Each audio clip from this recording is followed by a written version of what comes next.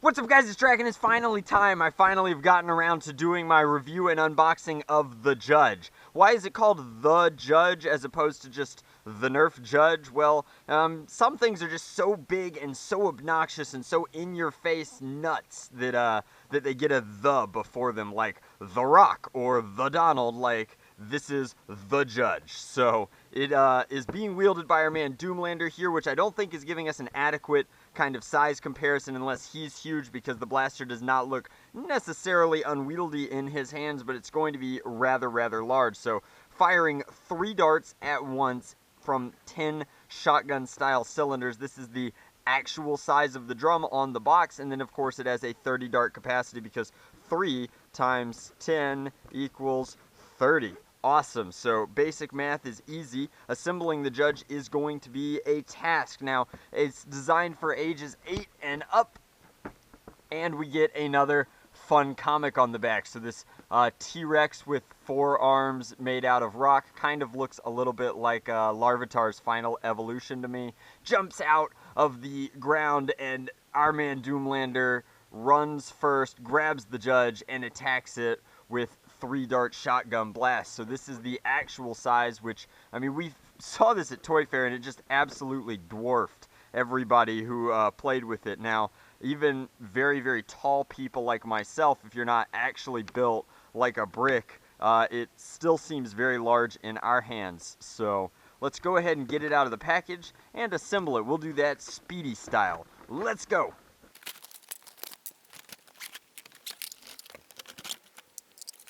So, in the box you get the assembly of the cylinder itself. That's this piece. It comes in 3 sections. It's not unlike putting together a Mastodon. You get your 30 Doomlands darts, and then you get shield pieces that you can snap on. Now, once you've assembled this blaster, it is assembled. So, you have to commit if that is the way that you want to take it. But let's go ahead and put it together, show you what we're working with.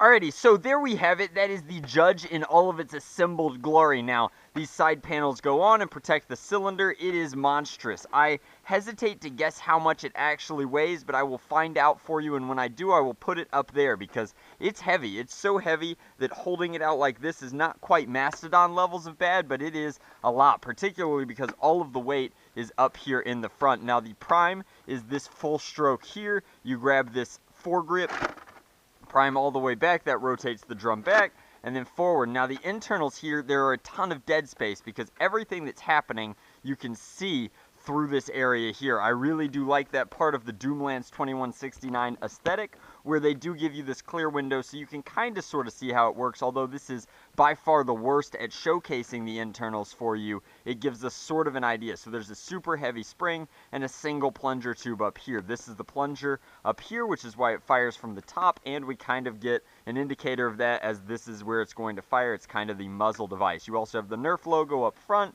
and as is usual these days, the deco is very bad on one side and very good on the other side. So we've got black here, full deco here, and then the Doomlands logo as well as the Judge is painted in there. And then on this side, nothing. Like, we don't even get the same gray in this conduit piece here or any of the black details that showcase on this side of the blaster. And I mean, I know that it's way cheaper to make blasters this way, Hasbro, but come on. Can't we get something that looks good from any angle? I'm really tired of having to be like, oh, label to camera. Like, anyway, so that's the Judge from an aesthetic point of view. It is heavy, it is unwieldy, it is expensive. So, why do you buy a blaster like this? Well, if you really dig that sort of like oversized gimmick sort of deal, like, this is designed for the people who couldn't resist the Mastodon, who really liked things like the Terra Scout. This is a pseudo-primary if ever there was one. The Sledgefire, honestly, is probably going to hit harder than this, but we will go ahead and try it out. And that is indeed sub-elite performance. Those are ranges of about 35 feet, maybe 40 if there wasn't a fence in the way. those were definitely 35 feet. Now, it does have Slamfire, which means that should you encounter just a ton of enemies all at once, you can, in fact... I misspoke. It does not have Slamfire. How does a blaster like this not have Slamfire? Oh my goodness. So, that is not going to happen. Let's go ahead and prime through. Darn! I wished it had Slamfire. I could have sworn I read that somewhere, but maybe I am mistaken. So, you do get 30 shots. You can top off as you empty cylinders. It doesn't last as long as you'd think it would, being 30 shots. Like 30 shots in a magazine single fire blaster seems to last forever. Like a Raider drum takes me a long time to work my way through, but this is realistically only 10 shots. It's not really 30 shots. It's 10 sledge fire shells without the pain that is reloading the sledge fire shell. Now, some people really like that sort of action to the blaster. They like that roleplay element of unloading the shotgun and then breech loading it and then slamming it back home. This kind of removes that for efficiency. So the Judge is pseudo-efficient in the same way that it's a pseudo-primary. It is efficient in that it has a large initial capacity, but it's not super efficient because it is tedious to reload and just a very cumbersome blaster. But to adequately showcase how grotesquely oversized this is, let's take it inside and show it to you in person. Alrighty guys, so I absolutely had to bring the Judge inside for a third-person view. I just want to put this into perspective. The Judge is wider and thicker than I am. This is a humongous blaster, and I'm an adult-sized person. Like, wow! That said, I would not purchase this for anyone under the age of 8. I think that small nerfers would have a very hard time with this, and unlike the Mastodon, where at least you could bandolier sling it and it was electronic, you actually have to actuate and move this blaster in order to fire it. Now, as cool as the burst fire mode is, we've determined that it's just not that powerful, so I'm going to go ahead and fire those through. Now, you can see that I have loaded 2 darts and then some single shots to prove that I'm pretty sure in that mode it is indeed firing a little bit harder and then a lot harder. So that is really good to know, and it makes a lot of sense. The way that this plunger works, if you're pushing the same amount of spring power and air pressure into a Smart AR system that has 1 opening or 2 openings as opposed to the full 3, you are dividing the same amount of force by less, so you concatenate that force into a single dart and you get better performance. That said, you've completely removed the entire gimmick aspect of the blaster, similar to how we used to do slug fire for the sledge fire. Don't say that 3 times fast. Anyway, I'm thinking of turning this into something like Lucio's gun.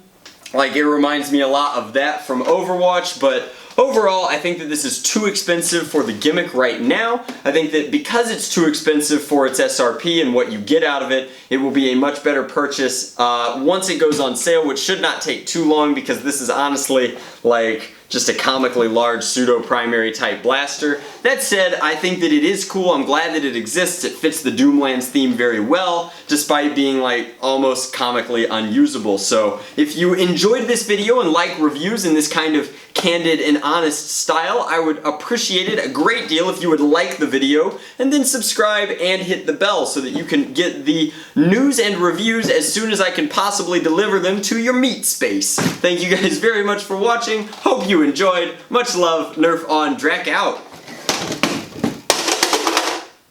Oops.